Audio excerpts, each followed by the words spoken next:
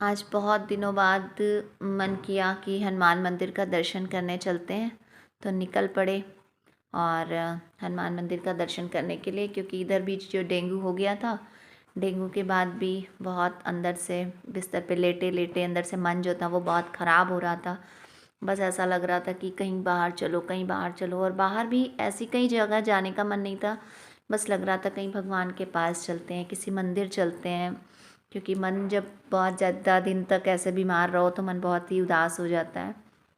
तो मुझे जब भी कोई थोड़ी सी उदासी होती है, टेंशन होता है, तो उस वक्त ऐसा लगता है कि बस भगवान के मंदिर पहुंचना चाहिए, क्योंकि भगवान के मंदिर पहुंचने पर इतना आराम मिलता है, इतनी शांति मिलती है कि क्या बताएं।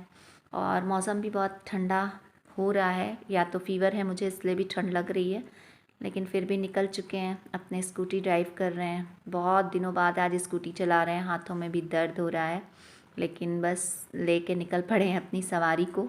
और अच्छा भी लग रहा है, बहुत दिनों बाद स्कूटी चला रहे हैं, तो थोड़ा सा डर भी लग रहा है। रोड की आदत छूट चुकी है, और पता नहीं लोगों का क्या रहता है ना, कि रोड पे अगर स्कूटी चलाते रहो तो हम लोग ज़्यादा से ज़्यादा 40 की स्पीड में रहते हैं, लेकिन फिर भी अगल बगल से जो लोग भी चलते हैं वो अचानक देख लेते हैं कि कोई लेडीज़ स्कूटी चला रही है, तो तुरंत, बच्चे भी अगर रहते हैं तो वो तुरंत रेस लगाने लगेंगे, स्पीड से आगे निकल जाएंगे। तो हम लोग रुक जाते हैं भाई कि चलो ठीक है, तुम ही आगे निकल जाओ भाई, तुम ही रेस लगा लो। उसके बाद फिर रुकते हैं आगे वो लोग, फिर हम जब पास आते हैं फिर हम थोड़ा सा आगे बढ़ते हैं, फिर वो लोग लगा लेते हैं। तो ये सब देख के भी बहुत बुरा लगता है कि देखो क्या है, लोग क्यों इस तरह कर रहे हैं, क्यों रेस लगाते हैं।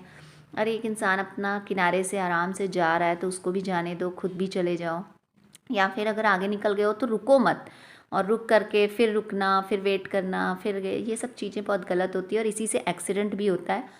और वैसे भी हम लोग जो है इतना स्कूटी में इतने परफेक्ट नहीं होते हैं कि साइड से कट करके इधर से उधर से ऐसे निकाल लें। तो बाइक वालों का क्या है, वो लोग तो भाई इतने परफेक्ट होते हैं कि कभी भी इधर से दाएं से बाएं से अपना निकाल लेते हैं और चले जाते हैं। अब हम लोग नए पुल पे पहुंच चुके हैं। नया पुल का जो माहौल है वो बहुत अच्छा लग रहा था, और इसका माहौल भी बहुत ही खूबसूरत लग रहा था, नज़ारा भी बहुत अच्छा लग रहा था, यहाँ का दृश्य बहुत अच्छा लग रहा था। बड़े दिनों बाद रोड पे निकले थे तो रोड भी अच्छी खासी साफ़ साफ़ दिख रही थी, और धीरे धीरे अपना हम भी चलते चले जा रहे थे। बहुत दिनों बाद नए पुल पे गए थे, तो नए पुल को देखना और नीचे गंगा नदी बह रही है उसका नज़ारा देखना भी बहुत अच्छा लगता है। नए पुल पर भी एक अच्छी सी जो उमंग है और अच्छी सी खुशी मिलती है, ठंडी ठंडी हवा जो चलती रहती है, वहाँ का भी माहौल बहुत ही खुशनुमा लगता है। उसके बाद नए पुल से पार होकर के हम लोग ये चुंगी के रास्ते पर आ गए, मतलब अब चुंगी जा रहे हैं, अभी तो नए पुल के नीचे उतरे हैं। यहाँ की रोड बहुत ही ख़राब है, थोड़ा सा रोड को ध्यान देने की ज़रूरत ही, बहुत ज़्यादा गड्ढा गुड्ढी हो चुका है। किसी दिन अब मुझे रोड की न्यूज़ बनानी पड़ेगी और गड्ढे दिखाने पड़ेंगे, क्योंकि इससे एक्सीडेंट हो सकता है। अचानक ब्रेकर आ जाता है, अचानक गड्ढे आ जाते हैं, अचानक सड़कों पे ना पैच वर्क कर दिया गया है, जैसे जहाँ पर भी गड्ढा हुआ है तो वहाँ पे लोगों ने गिट्टी भरवा के बनवा दिया, तो वो ऊंचा सा, वो बड़ी ऊंची सी जगह हो गई। फिर उसके बाद नीचे गड्ढा है, फिर उसके बाद उसमें थोड़े से आगे जाने के बाद फिर पैच वर्क करके चौकोर सा उन्होंने ऊंचा सा बना दिया।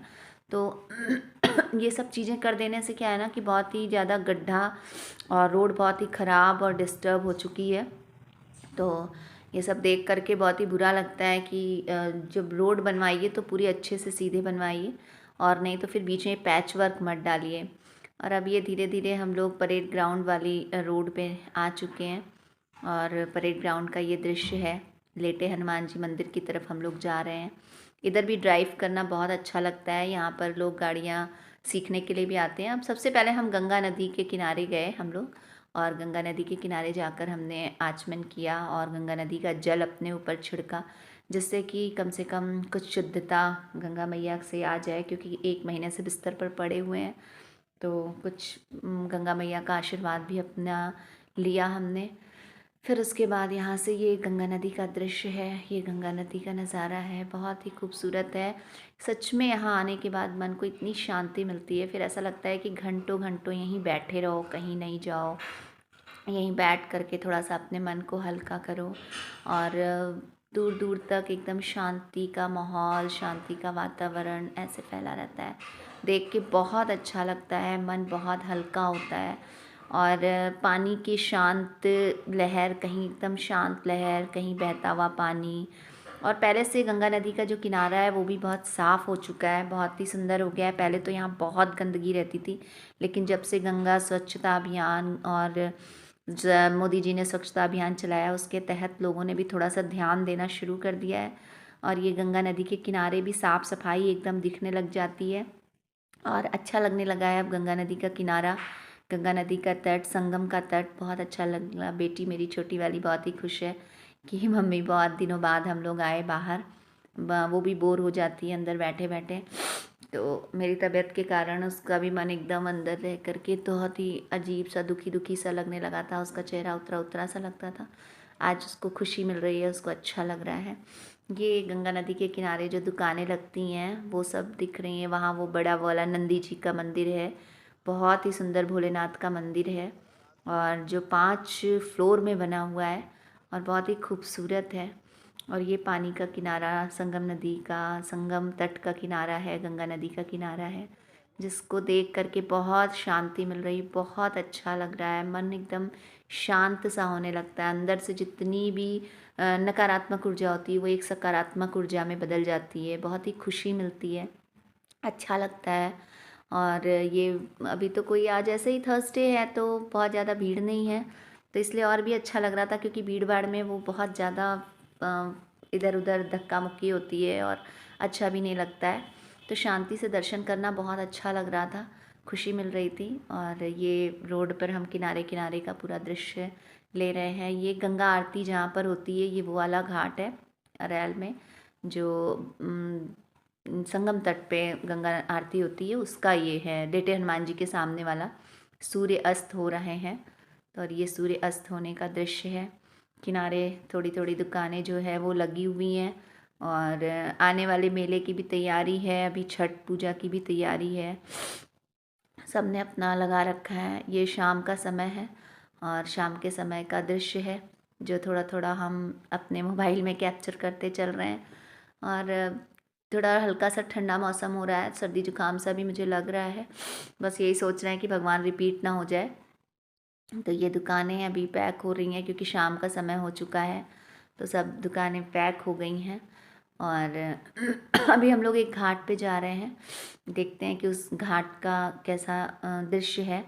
और उसको संगम तट भी कहते हैं, जहाँ हम लोग नाव से जाते हैं।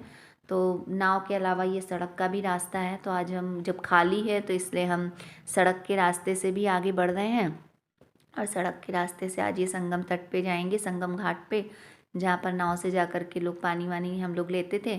तो आज खाली होने की वजह से हम स्कूटी से ही वहाँ पे पहुँच रहे हैं। और वहाँ का भी दृश्य बहुत ही प्यारा है, बहुत ही अच्छा है, शांति का माहौल है, एकदम मन को शांत कर देने वाला, जिसको कहते हैं मनोरम दृश्य, वो है।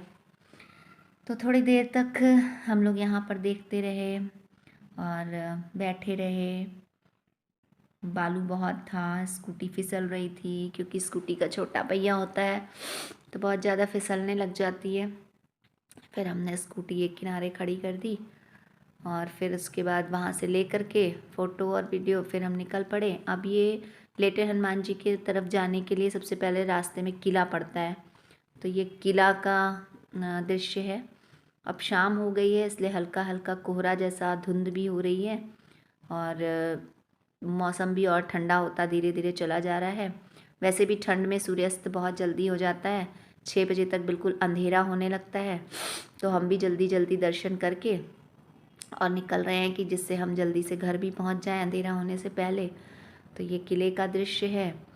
किले के आसपास भी फिर भी रोज़ वहाँ तो संगम नगरी में, संगम तट पे कभी भी चले जाइए, हमेशा आपको रौनक कुछ ना कुछ दिखती ही रहेगी। कभी ऐसे अकेला सुनसान तो कभी खाली तो रहता ही नहीं है। तो अच्छा लगता है कि कभी भी मन अगर थोड़ा सा भी उदास हो, निराश हो, दुखी हो, तो यहाँ निकल जाने से मन में थोड़ा सा हर्ष, उल्लास और सकारात्मकता आ जाती है, तो बहुत ही खुशी मिलती है। तो ये किले का दृश्य है। फिर किले से होते हुए हम लेटे हनुमान जी मंदिर की तरफ आगे बढ़ रहे हैं। जैसे ही वहाँ पर हम पहुँचे तो एक बाबा जी थे, बाबा जी तिलक लगा रहे थे, हमने बाबा जी से तिलक लगवाया और बाबा जी ने बहुत ही अच्छे से जय श्री राम का तिलक लगाया और फिर बाबा जी ने आशीर्वाद दिया। उन्होंने कहा कि आपका स्वास्थ्य, मैंने बताया बाबा स्वास्थ्य ठीक नहीं है, बाबा ने आशीर्वाद दिया जल्दी से स्वास्थ्य ठीक हो जाए, बजरंग बली आपकी रक्षा करें। और इतना अच्छा लग रहा था किसी बड़े बुज़ुर्ग का हाथ सर पे रखने में। फिर मेरी बेटी ने भी तिलक लगवाया, उसको भी उसने तिलक लगवाना बहुत अच्छा लगता है और उसने श्री राम लिखवाया और श्री राम का तिलक बहुत ही प्यारा लग रहा था बेटी के चेहरे पे। बहुत ज़्यादा खुशी हो रही थी वहाँ पर जा कर के और बाबा भी बहुत अच्छे से प्यार से बेटी को भी तिलक लगा कर के आशीर्वाद दे रहे थे कि बेटा इसी तरीके से अपना भगवान में भक्ति बढ़ाओ, भगवान में मन लगाओ। और उसको भी आशीर्वाद दे रहे थे।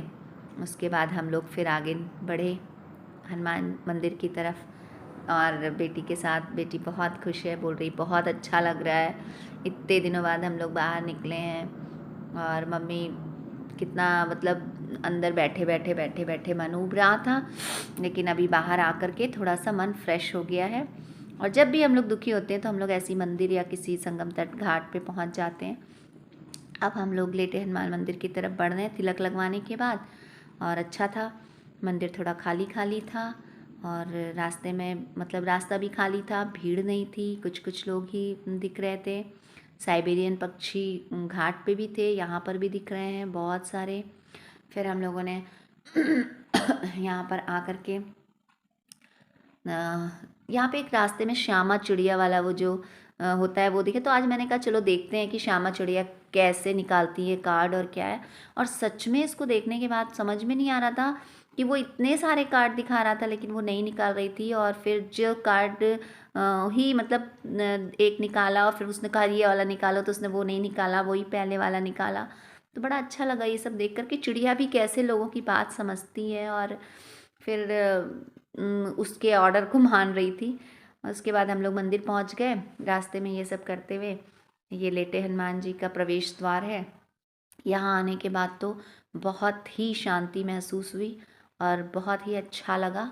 जो भी मेरे अंदर थोड़ा सा मतलब तबीयत ख़राब जैसी लग रही थी, मंदिर में आने के बाद मुझे थोड़ा अच्छा लगने लगा। और दर्शन बहुत ही अच्छे ढंग से हुआ क्योंकि बिल्कुल भी भीड़ भाड़ नहीं थी, कुछ कुछ लोग ही थे। तो इतनी शांति से, इतना कहते नहीं है मन भर के, जैसे होता है ना कि आत्मा तृप्त हो जाती है दर्शन करके, तो वैसे ही मेरी आत्मा एकदम तृप्त हो गई। क्योंकि हर बार तो ऐसे आओ और लोग ढकेल देते थे आगे, मतलब चलना ही नहीं पड़ता था, धक्का मुक्की से कब मंदिर में पहुंच जाते थे और फिर कब मंदिर से बाहर निकल जाते थे यही नहीं पता चलता था।